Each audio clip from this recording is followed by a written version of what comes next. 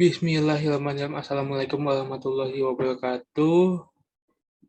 Perkenalkan diri, nama saya Tepi Aditya FM 18530510 dari program studi pendidikan jasmani. Di sini saya akan mempresentasikan seminar hasil saya yang berjudul kebugaran jasmani terhadap siswa kelas 7 dan 8 SMP Negeri 37 Benar Lampung di masa era new normal. Selanjutnya, yang pertama,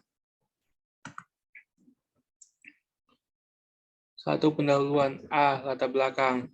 Pada akhir tahun 2019, dunia dikagetkan dengan tersebarnya wabah virus COVID-19 atau biasa disebut virus corona.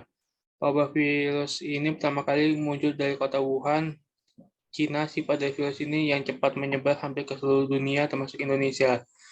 Berbagai upaya pencegahan telah dilakukan mulai dari adanya ketentuan social distancing hingga diberlakukannya pembatasan kegiatan masyarakat atau PPKM yang berlanjut-lanjut di beberapa daerah demi memutus rantai penyebaran virus corona. Pendidikan dalam berbagai jenjang terpaksa dicarikan alternatif lain untuk tetap berlangsung proses belajar mengajar. Hal ini dikarenakan kebijakan pemerintah tidak membuat kerumunan dan menerapkan social distancing dan demi memutus rantai COVID-19. Pembelajaran akhirnya dilakukan secara online atau daring. Dengan cara ini diharapkan agar para pelajar tetap mendapatkan pembelajaran walaupun harus dilakukan dari rumah dan tidak bertatap muka secara langsung. Kebugaran jasmani sangatlah penting untuk setiap siswa-siswa di sekolah dikarenakan aktivitas ini akan memberikan pengaruh dalam kebugaran jasmani, daya tahan tubuh, dan kesehatan. Peran guru pendidikan jasmani sangat penting dalam memaksimalkan latihan dan memberikan motivasi yang tepat dalam berlatih. Yang terlibat dalam pendidikan mencari solusi lain supaya pendidikan bisa dilakukan seperti semula. Timbullah kemudian wacana menerapkan sistem pendidikan era new normal dengan tetap melakukan pembelajaran tatap muka atau PTM dengan menerapkan protokol kesehatan yang ketat. Pemerintah Kota Madia Benar Lampung pada tanggal 13 September 2021 mulai melakukan uji coba dengan mensimulasi pembelajaran tatap muka atau PTM di beberapa SMP negeri dan SMP swasta yang ada di Benar Lampung selama 1 minggu dengan kapasitas siswa yang hadir 50% dan waktu simulasi belajar 2 jam. Dengan demikian, diharapkan nantinya siswa yang belajar pendidikan jasmani bisa belajar olahraga di lapangan. Berdasarkan pengamatan dan diskusi yang peneliti lakukan dengan guru bidang studi pendidikan jasmani SMP Negeri 37 Benar Lampung, didapatkan hasil bahwa selama masa pandemi COVID-19 ini, pembelajaran yang dilakukan secara online menjadi kurang maksimal karena adanya keterbatasan bagi guru olahraga dalam memberikan proses pembelajaran. Keterbatasan tersebut menyangkut tentang materi pembelajaran yang harus diberikan karena pembelajaran bersifat daring, sulit bagi guru olahraga memberikan contoh dan mempraktekkan gerakan-gerakan olahraga. Misalnya, satu, susah bagi guru olahraga mengajarkan permainan sepak bola secara online. 2, susahnya bagi guru olahraga mengajarkan latihan-latihan kebugaran jasmani secara online. Walaupun mungkin siswa bisa diberikan tugas membuat video gerakan kebugaran jasmani, mereka akan mengerjakan sekadarnya saja, hanya memenuhi tuntutan tugas saja sehingga hasilnya kurang maksimal. 3, susahnya guru olahraga harus mengajarkan siswa praktek olahraga tenang secara online, di mana seharusnya praktek tersebut langsung di kolam renang. 4, susahnya guru olahraga harus mengajarkan permainan bola basket bila tidak langsung di lapangan. 5, menurunnya tingkat kebugaran jasmani siswa disebabkan karena banyak siswa yang hanya akan aktivitas fisik di rumah dengan belajar memakai laptop atau gadget. Jadi hasil belajar mengajar yang masih berlangsung secara online atau daring. B, identifikasi. 1, belum terdeteksinya kebugaran jasmani siswa kelas 7 dan 8 SMP Negeri 37 Benar Lampung di masa era normal. 2, belum diketahuinya hasil belajar dan pemahaman siswa terhadap praktek kebugaran jasmani disebabkan pembelajaran jasmani selama 2 tahun terakhir ini hanya berlangsung secara online. 3, sistem pembelajaran yang online menyebabkan susah bagi guru olahraga mengajarkan permainan olahraga. 4, kurang maksimalnya siswa dalam mengerjakan tugas latihan kebugaran jasmani. 5, tidak adanya praktek langsung oleh guru olahraga kepada siswa di lapangan. 6, terbatasnya kemampuan siswa dalam pembelajaran gerakan-gerakan kebugaran jasmani secara online. 7, menurunnya kebugaran jasmani siswa karena hanya belajar di depan laptop atau gadget. C, berdasarkan masalah. Mengetahui tingkat kebugaran jasmani siswa-siswa kelas 7 dan 8 SMP Negeri 37 Benar Lampung di masa pandemi COVID-19. Mengapa tingkat kebugaran jasmani siswa-siswa kelas 7 dan 8 SMP Negeri 37 Benar Lampung kebugaran jasmani di masa pandemi COVID-19. D, rumusan masalah. Bagaimana tingkat kebugaran jasmani siswa-siswa kelas 7 dan 8 SMP Negeri 37 Bandar Lampung di masa etatu normal? Tujuan penelitian untuk mengetahui tingkat kebugaran jasmani siswa-siswa kelas 7 dan 8 SMP Negeri 37 Bandar Lampung di masa etatu normal. Manfaat penelitian. Bagi siswa dapat mengetahui tentang tingkat kebugaran jasmani dan memahami gerakan latihan kebugaran jasmani. Manfaat bagi mahasiswa dapat mengetahui wawasan tentang bagaimana menerapkan latihan kebugaran jasmani dan menerapkan ilmu tentang kebugaran jasmani yang didapat dari bangku kuliah. Bagi guru sekolah, masukan untuk membina siswa dengan kebugaran jasmani yang baik dan benar. Tinjauan pustaka. 1. Hakikat kebugaran jasmani. Pengajaran kebugaran jasmani menurut Widya Tusti tahun 2011 halaman 13 menyatakan bahwa kebugaran jasmani adalah merupakan terjemahan dari kata physical fitness yang dapat diartikan sebagai kondisi jasmani yang menggambarkan kemampuan jasmani, dapat pula diartikan sebagai kemampuan seseorang untuk melakukan suatu pekerjaan tertentu dengan cukup baik tanpa mengakibatkan kelelahan. Menurut Wanto dalam Suma Dojo tahun 2012 halaman 17 menyatakan kebugaran jasmani atau KJ adalah derajat sehat dinamis seorang yang menjadi kemampuan dasar jasmani untuk melaksanakan tugas sehari-hari dengan giat tanpa mengalami kelelahan yang berarti serta masih mempunyai cadangan waktu luang dalam menghadapi hal-hal darurat yang tidak terduga sebelumnya. Menurut Ahmad Abdullah dan Agus Manji yang dikutip oleh Yandi Hidayat tahun 2010 halaman 7, kebugaran jasmani adalah kemampuan seseorang melakukan tugas sehari-hari dengan semaksimal mungkin tanpa mengakibatkan kelelahan. B. Fungsi kebugaran jasmani. Berdasarkan fungsinya, kebugaran jasmani terbagi menjadi dua, yaitu bersifat umum dan khusus. Fungsi umum kebugaran jasmani adalah untuk mengembangkan kekuatan, kemampuan, kesanggupan, daya reaksi, dan daya kerja. Fungsi khusus kebugaran jasmani adalah sesuai dengan kekhususannya masing-masing yang dibeda-bedakan menjadi 3 golongan, yaitu golongan berdasarkan pekerjaan, misalnya atlet, ibu hamil, menghadapi saat kelahiran, keadaan berdasarkan umur, misalnya bagi anak-anak untuk merangsang pertumbuhan dan untuk lansia untuk mempertinggi ketahanan tubuh. Kebugaran jasmani yang berhubungan dengan kesehatan 1. Daya tahan aerobik, 2. Komposisi tubuh, 3. Kelentukan, 4. Kekuatan otot, 5. Daya tahan otot. C. Faktor-faktor kebugaran jasmani. Kebugaran jasmani ditentukan oleh 3 faktor, yaitu 1. Makanan, 2. Istirahat, 3. Olahraga. 2. Komponen kebugaran jasmani. Menurut Suharjana tahun 2013, komponen kebugaran jasmani dikelompokkan menjadi 2, yaitu kebugaran jasmani yang berhubungan dengan kesehatan dan kebugaran jasmani yang berhubungan dengan keterampilan. Kebugaran jasmani yang berhubungan dengan kesehatan terdiri dari komponen-komponen sebagai berikut: A. Daya tahan paru jantung, B. Kekuatan otot, C. Daya tahan otot, D. Fleksibilitas atau kelentukan, E. Komposisi tubuh.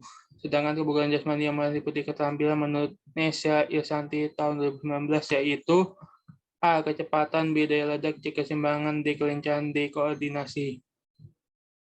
3. Ciri-ciri kebugaran jasmani yang baik. Di dalam kebugaran jasmani terdapat ciri-ciri kebugaran jasmani yang baik. Bagi seseorang dengan kebugaran jasmani yang baik akan menjalankan suatu aktivitas tersebut dengan positif, baik, dan produktivitas. Sedangkan seseorang yang mempunyai kebugaran jasmani yang buruk, maka suatu pekerjaan yang dia lakukan tidak akan berjalan dengan baik dikarenakan tubuh kekurangan asupan serta oksigen keseluruhan tubuh. Dalam kurung Sulistiono Agus Amin tahun 2014. 4. Pandemi COVID-19. Virus corona atau coronavirus disease dalam kurung COVID-19 adalah virus yang menyerang sistem pernapasan manusia. Virus ini masih berhubung dengan SARS dan MERS yang sempat merebak beberapa tahun yang lalu. Virus ini sangat berbahaya dan menyebabkan kematian. Wabah virus corona ini berasal dari negeri Wuhan, Cina. Virus ini dengan cepat menyebar hampir ke seluruh dunia termasuk Indonesia. Berbagai upaya dalam tingkat penyebaran dan pengobatan telah dilakukan, mulai dari penerapan social distancing hingga adanya daerah yang melakukan lockdown untuk memutus rantai virus corona. Firman dan Rahmat tahun 2020. 5. Etatu normal. Hadirnya pandemi COVID-19 menjadikan kita sadar akan pentingnya kesehatan pada diri kita. Kesehatan dapat diperoleh dari pola hidup sehat, hidup yang bugar, pola makan yang bergizi dan seimbang, serta istirahat yang cukup. Dalam kurung Toji, Ajis Purnomo, Sidik, dan Tahman tahun 2021. 6. Era new normal di Kota Bandar Lampung. Kebijakan dari pemerintah Kota Bandar Lampung untuk menerapkan era new normal dalam bidang pendidikan dilakukan dengan menerapkan protokol kesehatan yang ketat, antara lain dengan melakukan 1. Memberikan arahan untuk semua siswa agar selalu memakai masker, 2. Memberi aturan untuk selalu menjaga jarak dengan mengatur kehadiran siswa di sekolah 50% dan pembelajaran tatap muka, dan 50% lagi belajar di rumah secara online, kemudian digilir bergantian setiap minggunya. 3. Menyediakan tempat-tempat untuk mencuci tangan dan menganjurkan memakai hand sanitizer. 4. Melakukan vaksinasi kepada siswa yang berumur 12 tahun ke atas. 5. Melakukan penyemprotan disinfektan pada ruangan-ruangan kelas. 3. Metode penelitian. A. Jenis penelitian. Penelitian ini bersifat deskriptif dengan studi survei lapangan untuk memberikan gambaran mengenai penelitian yang dilakukan dengan kondisi-kondisi yang terjadi melalui survei langsung di lapangan. B. Tempat dan waktu penelitian. Tempat penelitian dilakukan di lapangan Stadion Pauman Kota Bandar Lampung. Waktu penelitian diambil 1 kali, direncanakan pada saat pembelajaran tatap muka PTM sudah diterapkan di SMP Negeri 37 Bandar Lampung. C. Populasi dan sampel. Populasi dalam penelitian ini adalah siswa-siswa kelas 7 dan 8 SMP Negeri 37 Bandar Lampung sebanyak 350 orang. Peneliti mengambil 25% dari populasi disebabkan karena jumlah populasi dalam penelitian ini relatif banyak, yaitu sebanyak 350 siswa. Maka peneliti membatasi dengan melakukan pemilihan secara acak dengan menggunakan teknik simple random sampling sehingga didapat jumlah 50 siswa putra dan 50 siswi putri, dengan jumlah keseluruhan sampel menjadi 100 siswa dari kelas 7 dan 8 SMP Negeri 37 Bandar Lampung.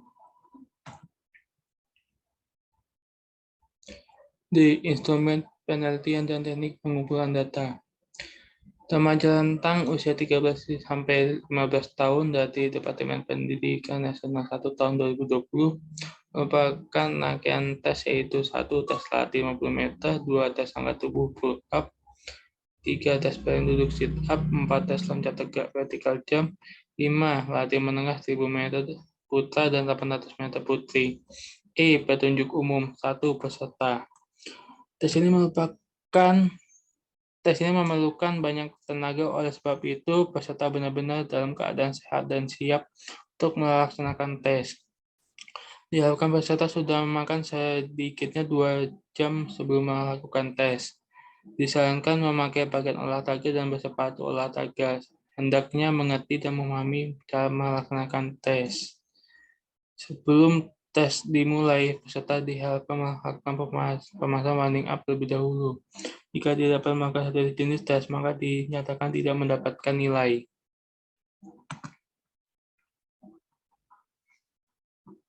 Dua, petugas. A. Harap memberikan pemanasan terlebih dahulu. B. Memberikan kesempatan kepada peserta untuk mencoba gerakan-gerakan. C. Harap memperhatikan perpindahan pelaksanaan butir satu ke butir berikutnya secepat mungkin. D. Harap memberikan nomor dada yang jelas dan mudah dilihat oleh petugas. E. Bagi peserta yang tidak melakukan satu butir atau lebih tidak diberi nilai. F. Untuk mencatat hasil tes dapat mempergunakan formulir tes perorangan atau gabungan. F. Teknik analisis data. Teknis analisis yang digunakan adalah statistik deskriptif, yaitu menggambarkan berbagai karakteristik data yang berasal dari suatu sampel yang diolah per variabel. Nama tes kebugaran jasmani Indonesia dalam kurung TKJ untuk remaja 13-15 tahun. Nomor 1, jumlah nilai 22-25, klasifikasi baik sekali dalam kurung BS. Nomor 2, jumlah nilai 18-21, klasifikasi baik dalam kurung B. Nomor 3, jumlah nilai 14-17, klasifikasi sedang dalam kurung S. Nomor 4, 10-13. Nomor 4, jumlah nilai 10-13, klasifikasi kurang. Nomor 5, jumlah nilai 5-9, klasifikasi kurang sekali dalam kurung KS. Bab 4, hasil penelitian dan pembahasan. 1. Hasil penelitian. Data yang sudah diperoleh susun dalam distribusi frekuensi sesuai dengan rumus yang telah ditentukan pada bab sebelumnya terbagi menjadi 5 klasifikasi, yaitu baik sekali, baik, sedang, kurang, kurang sekali, tetapi terlebih dahulu dipaparkan hasil nilai kebugaran jasmani terhadap siswa kelas 7 dan 8 SMP Negeri 37 Bandar Lampung di masa e-learning normal. Tabel 14 kesimpulan hasil kebugaran jasmani kelas 7 SMP Negeri 37 Bandar Lampung, nilai 5, klasifikasi baik sekali jumlah 0, persennya 0,00%, nilai 4, klasifikasi baik dalam kurung B jumlah 1, 2,00%, nilai 3, sedang dalam kurung S jumlah 21, 42,00%. Nilai 2 kurang dalam kurung K jumlah 25, 50,00%.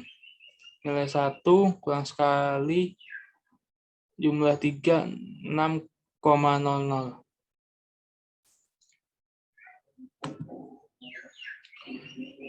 Gambar 13 kebugaran jasmani siswa kelas 7 SMP Negeri 37 Bandar Lampung.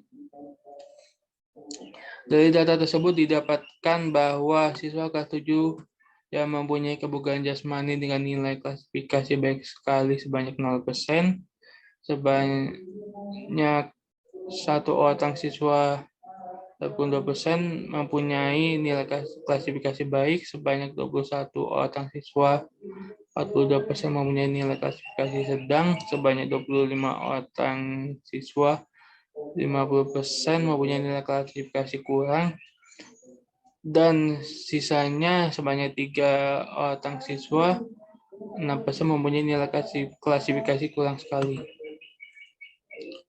Tabel 15. Kesimpulan hasil kebugaran jasmani kelas 8 SMP Negeri 37 Bandar Lampung. Nilai 5 klasifikasi baik sekali jumlah 0, 0,00%, nilai 4 klasifikasi baik jumlah 0, 0,00%, nilai 3 sedang jumlah 15, 30%, nilai 2 klasifikasi kurang jumlah 30, 60,00%, nilai 1 kurang sekali jumlah 5, 10,00%. Dari data di atas didapatkan bahwa tidak ada siswa kelas 8 yang mempunyai nilai klasifikasi baik sekali dan baik. Sebanyak 15 orang siswa 30% mempunyai nilai klasifikasi sedang, sebanyak 30 orang siswa 60% mempunyai nilai klasifikasi kurang, dan sebanyak 5 orang siswa 10% mempunyai nilai klasifikasi kurang sekali. Tabel 16, kesimpulan hasil tes latih 50 meter siswa-siswi kelas 7. Nilai 5, klasifikasi baik sekali, frekuensi 6, persentase 12,00%. Nilai 4, klasifikasi baik, frekuensi 14, persentase 28,00%. Nilai 3, klasifikasi sedang, frekuensi 16, presentasi 32,00%. Nilai 2, kurang, frekuensi 13, presentasi 26,00%. Nilai 1, klasifikasi kurang sekali, frekuensi 1, presentasi 2,00%. Dari tabel terlihat bahwa ada sebanyak 6 orang siswa-siswi 12% yang mempunyai nilai klasifikasi baik sekali, 14 orang siswa-siswi 28% yang mempunyai nilai klasifikasi baik, 16 orang siswa-siswi 32% yang mempunyai nilai klasifikasi sedang, 13 orang siswa-siswi 26% yang mempunyai nilai klasifikasi kurang, dan 1 orang siswa 2% yang mempunyai nilai klasifikasi yang kurang sekali. Kesimpulan hasil tes latih 50 meter siswa-siswi kelas 8. Nilai 5, klasifikasi baik sekali, frekuensi 5, persentase 10,00%. Nilai 4, klasifikasi baik, frekuensi 11, persentase 22,00%. Nilai 3, klasifikasi sedang, frekuensi 22, persentase 44%. Nilai 2, kurang, frekuensi 8, persentase 16,00%. Nilai 1, kurang sekali, klasifikasi kurang sekali, frekuensi 4, persentase 8,00%. Dari tabel dapat dilihat bahwa ada 5 orang siswa-siswi 10% yang mempunyai nilai klasifikasi baik sekali, 11 orang siswa-siswi 22% yang mempunyai nilai klasifikasi baik, 22 orang siswa-siswi 44% yang mempunyai nilai klasifikasi sedang, 8 orang siswa-siswi 16% yang mempunyai nilai klasifikasi kurang sekali, dan 4 orang siswa-siswi 8% yang mempunyai klasifikasi kurang sekali. Kesimpulan hasil tes latih 50 meter siswa-siswi kelas 7. Dari tabel terlihat bahwa ada sebanyak 6 orang siswa-siswi 12% yang mempunyai nilai klasifikasi baik sekali, 14 orang siswa-siswi 28% yang mempunyai nilai klasifikasi baik, 16 orang siswa-siswi 32% yang mempunyai nilai klasifikasi sedang, 13 orang siswa-siswi 26% yang mempunyai nilai klasifikasi kurang, dan 1 orang siswa 2% yang mempunyai nilai klasifikasi kurang sekali. Dari instrumen latih 50 meter ini terlihat bahwa siswa-siswi SMP Negeri 37 Bandar Lampung di masa era new normal ini masih mempunyai kebugaran jasmani yang cukup baik. Hal ini ditandai dengan nilai klasifikasi sedang pada siswa-siswi kelas 7 sebesar 32% dan nilai klasifikasi sedang pada siswa-siswi kelas 8 sebanyak 44%. Sebaran distribusi frekuensi tes pull-up siswa-siswi kelas 7. Dari tabel dapat dilihat bahwa tidak ada siswa-siswi 6% yang mempunyai nilai klasifikasi baik sekali, 2 orang siswa-siswi 4% yang mempunyai nilai klasifikasi baik, 38 orang siswa-siswi 76% yang mempunyai nilai klasifikasi sedang, dan 10 orang siswa-siswi 20% yang mempunyai nilai klasifikasi kurang, dan tidak ada siswa-siswi yang mempunyai nilai klasifikasi kurang sekali. Dari tabel dapat dilihat bahwa tidak ada siswa-siswi 0% yang mempunyai nilai klasifikasi baik sekali, 3 orang siswa-siswi 6% yang mempunyai nilai klasifikasi baik, 43 orang siswa-siswi 86% yang mempunyai nilai klasifikasi sedang, 4 orang siswa-siswi 8% yang mempunyai nilai klasifikasi kurang, dan tidak ada siswa-siswi 0% yang mempunyai nilai klasifikasi kurang sekali. Frekuensi sit up. Kelas 7 dapat dilihat bahwa tidak ada siswa-siswi 0% yang mempunyai nilai klasifikasi baik sekali, 31 orang siswa-siswi 62% yang mempunyai nilai klasifikasi baik, 14 orang siswa-siswi 28% yang mempunyai nilai klasifikasi sedang, 5 orang siswa-siswi 10% yang mempunyai nilai klasifikasi kurang, dan tidak ada siswa-siswi 0% yang mempunyai nilai klasifikasi kurang sekali. Kelas 8. Dari tabel dapat dilihat bahwa 5 orang siswa-siswi 10% yang mempunyai nilai klasifikasi baik sekali, 15 orang siswa-siswi 30% yang mempunyai nilai klasifikasi baik, 24 orang siswa-siswi 48% yang mempunyai nilai klasifikasi sedang, 6 orang siswa-siswi 12% yang mempunyai nilai klasifikasi kurang, dan tidak ada siswa-siswi 0% yang mempunyai nilai klasifikasi kurang sekali. Frekuensi tes vertikal jam kelas 7 bahwa tidak ada siswa-siswi 0% yang mempunyai nilai klasifikasi baik sekali. 2 orang siswa-siswi 4% yang mempunyai nilai klasifikasi baik. 10 orang siswa-siswi 20% yang mempunyai nilai klasifikasi sedang. 31 orang siswa-siswi 62% yang mempunyai nilai klasifikasi kurang, dan 7 orang siswa-siswi 14% yang mempunyai nilai klasifikasi kurang sekali.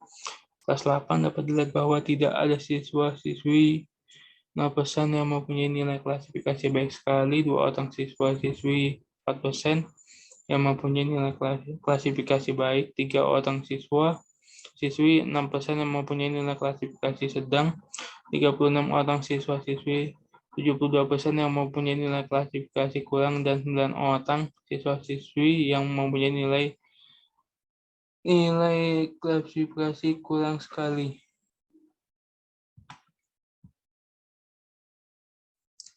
Sebaran distribusi frekuensi tes latih 1.200 meter dan 800 meter. Kelas 7 dari tabel dapat dilihat bahwa tidak ada siswa-siswi 0% yang mempunyai nilai klasifikasi baik sekali, baik, dan sedang. 3 orang siswa-siswi 6% yang mempunyai nilai klasifikasi kurang, dan 47 orang siswa-siswi 94% yang mempunyai nilai klasifikasi kurang sekali. Kelas 8 dari tabel dapat dilihat bahwa tidak ada siswa-siswi 0% yang mempunyai nilai klasifikasi baik sekali, baik, dan sedang. 4 orang siswa-siswi 8% yang mempunyai nilai klasifikasi kurang, dan 46 orang siswa-siswi 92% yang mempunyai nilai klasifikasi kurang sekali. Dari tabel di atas dapat dilihat bahwa dari instrumen latih 1.200 meter siswa dan 800 meter siswi tidak ada nilai klasifikasi baik sekali, baik, dan sedang. Nilai klasifikasi maksimal adalah kurang sekali sebesar 94% untuk kelas 7 dan 92% untuk kelas 8. Pembahasan.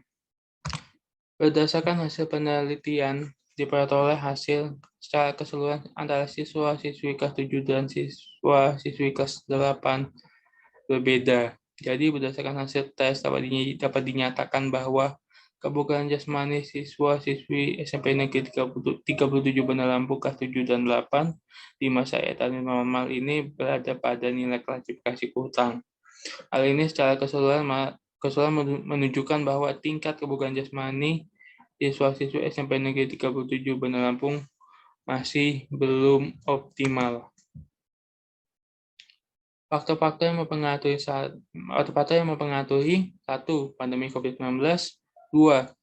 Siswa. Karena pandemi COVID-19 lebih banyak waktu luang di rumah, rata-rata siswa dan siswi lebih senang main gadget atau menonton film sambil tidur-tiduran dibandingkan dengan beraktivitas yang menggunakan gerakan anggota tubuh di luar rumah. Selanjutnya ialah 5. Kesimpulan dan saran. Hasil penelitian menunjukkan bahwa tingkat kebugaran jasmani terhadap siswa kelas 7 dan 8 SMP Negeri 37 Bandar Lampung di masa era normal masih kurang sebanyak 50% siswa-siswi kelas 7 mempunyai nilai klasifikasi kebugaran jasmani yang kurang, dan sebanyak 60% siswa-siswi kelas 8 mempunyai nilai kualifikasi kebugaran jasmani yang kurang pada instrumen loncat tegak dan latih 1.200 meter siswa dan 800 meter siswi. Didapat nilai kualifikasi kebugaran jasmani yang kurang sekali. Demikian presentasi seminar hasil saya. Saya akhiri. Wassalamualaikum warahmatullahi wabarakatuh.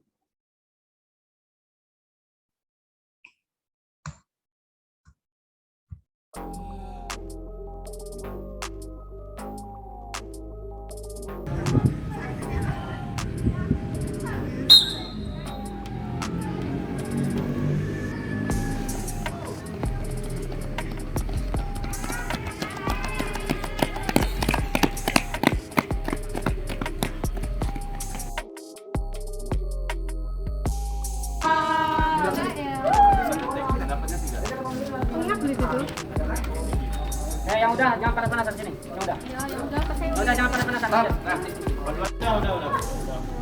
Cahya mana Cahya?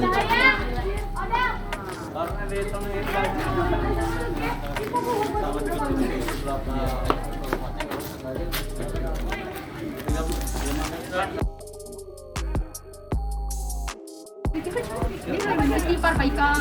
Ini udah selesai. Ini udah nak. Ini juga. Ini 2 menit.